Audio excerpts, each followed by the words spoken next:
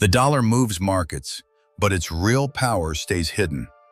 Secret one begins with trust, not paper. The dollar holds value because people believe together. No gold backs it anymore. Confidence does.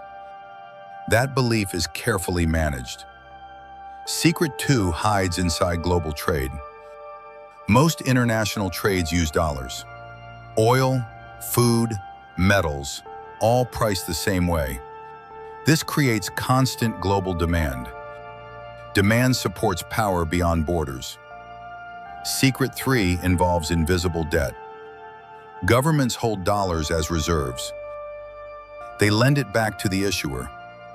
Debt becomes a global loop. Few notice this silent cycle. Secret four is inflation's illusion. Prices rise, money seems unchanged. Purchasing power quietly erodes. Most blame themselves, not the system. Secret five shapes global influence. Financial access becomes leverage. Access can be restricted instantly.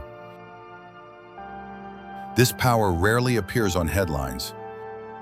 The dollar's secrets aren't myths. That's the real dollar story. Once seen, never unseen. That's the real dollar story.